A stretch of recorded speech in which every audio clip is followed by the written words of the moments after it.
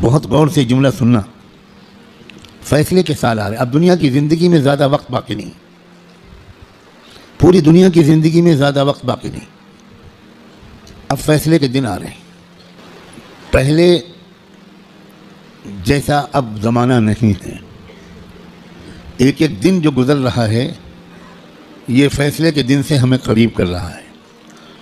اور فیصلے کے دن کی جو سب سے بڑی علامت ہے کہ اب فیصلے کا دن قریب ہے وہ ہے فلسطین کے حالات. کیونکہ اب بہت بڑے بڑے واقعات ہوں گے. دجال کی آمد بھی بہت دور نہیں ہے، اور حضرت عیسیٰ کی آمد بھی بہت دور نہیں ہے، اور امام مہدی کی آمد بھی بہت دور نہیں.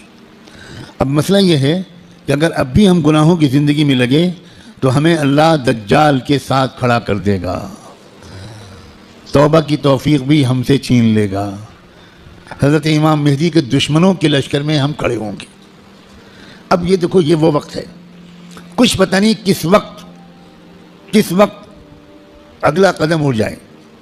جو نشانیاں اللہ کے رسول نے بتائی تھیں آخری فیصلہ کن دور کی بڑی تیزی کے ساتھ آ رہی. اس میں ایک نشانی یہ تھی کہ بہت بھیانک جنگ ہوگی یہودیوں کے درمیان اور اصلی ایمان والوں کے درمیان.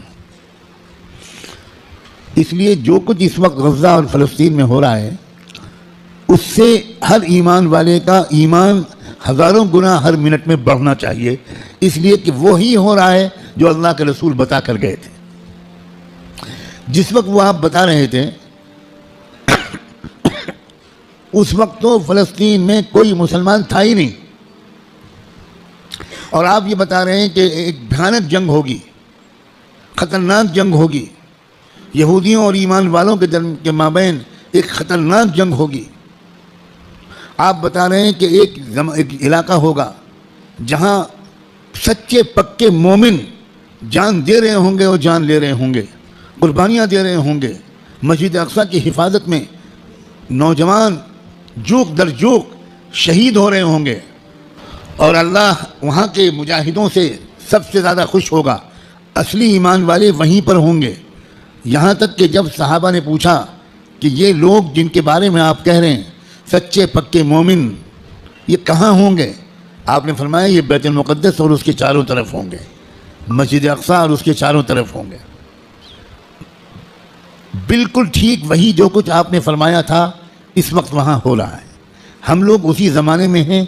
آپ اس سے خوش ہوں یا آپ اس سے ناراض ہوں، ہم کو اللہ نے وہی زمانہ عطا فرمایا جس میں ہم اپنی آنکھوں سے اللہ کے رسول کی بات کو سچا پکا ہوتا ہوا دیکھ رہے ہیں. تو اس وقت وہاں جو ہو رہا ہے اس سے ہر لمحے ایمان کو بڑھنا چاہیے ہمارے. یہ ہمارا ایمان کی مضبوطی کے وجہ لوگ الٹا سمجھ رہے ہیں. یہ جو کچھ وہاں پر ہو رہا ہے اس سے خوف اس کے دل میں آ رہا ہے جو سمجھا ہوا نہیں ہے، ڈر وہ رہا ہے جو سمجھا ہوا نہیں ہے. لیکن جو سمجھا ہوا ہے قرآن و حدیث کو، اللہ کے رسول کی باتوں کو، وہ یہ کہہ رہا ہے کہ یہی تو وہ فرمایا تھا اللہ کے رسول نے، جو ہو رہا ہے وہی ہو رہا ہے جو اللہ کے رسول فرما کر گئے تھے. اس کا مطلب یہ ہے کہ آپ کی نبوت برحق ہے، آپ سچے رسول ہیں. آپ نے اس وقت یہ فرمایا تھا جب اس کے کوئی آثار نہیں تھے.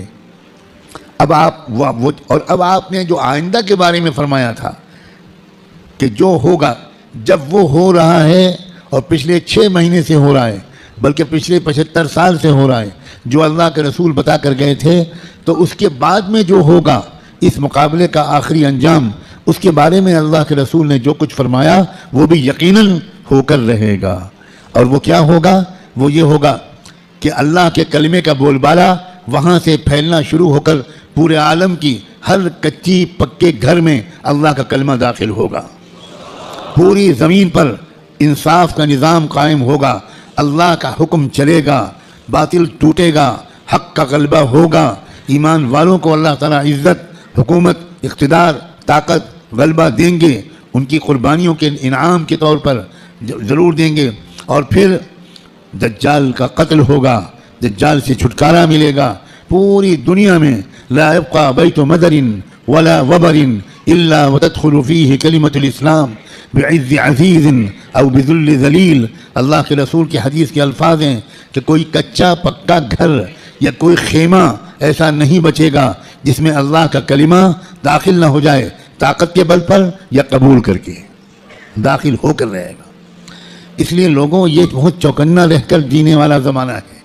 اگر اسی طرح غفلت میں رہے جس طرح اب تک جی رہے ہیں تو ہمیں خبر بھی نہیں ہوگی، اور اللہ کی طرف سے فیصلہ ہو چکا ہوگا کہ اس نالائق، فاسق، فاجر، خطاکار، گنہگار مسلمان کو میں دجال کا ساتھی بناؤں گا۔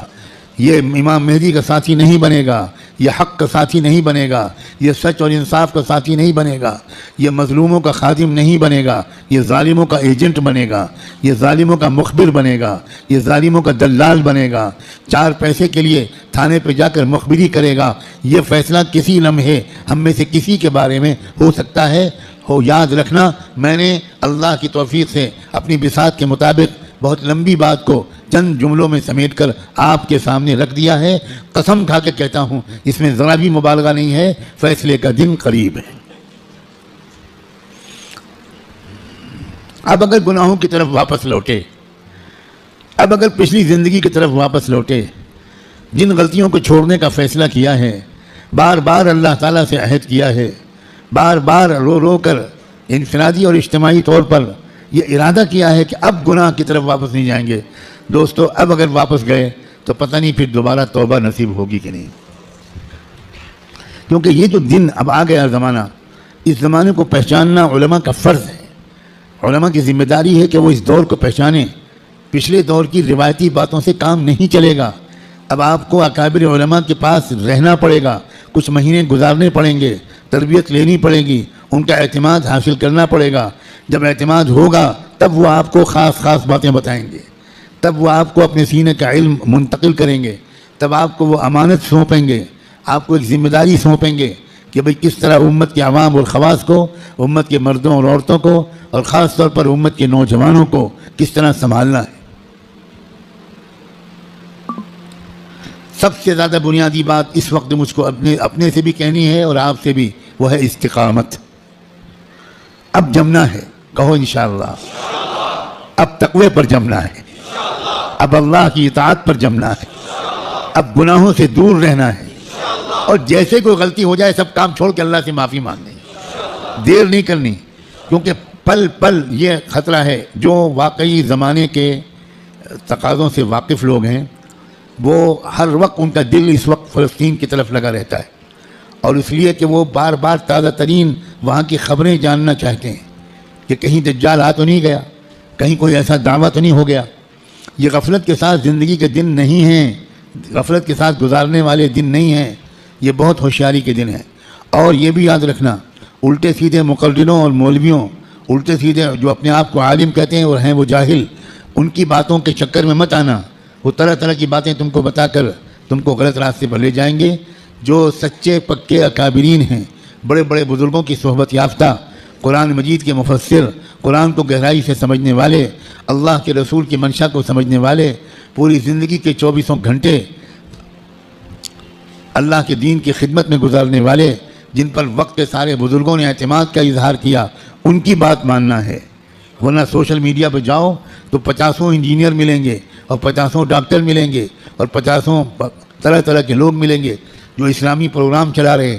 ہمارے نوجوانوں کو نہیں معلوم کہ اسلام کی ویب سائٹس کے نام سے جو ویب سائٹس چل رہی ہیں، اس میں سے تقریباً 70% یہودیوں کی ویب سائٹس ہیں، اور باقی قادیانیوں کی ویب سائٹس ہیں، کچھ ہمارے ملک کے ہندوؤں کی ویب سائٹس ہیں جو اسلام کے نام پر چل رہی ہیں، اور اس میں قرآن کا درس ہوتا ہے، احادیث کا درس ہوتا ہے، مسئلے بتائے جاتے ہیں، اور ہمارے نوجوان وہ بیچارے بجائے علماء سے جڑنے کے وہ سوشل میڈیا سے مسئلے معلوم کرتے ہیں۔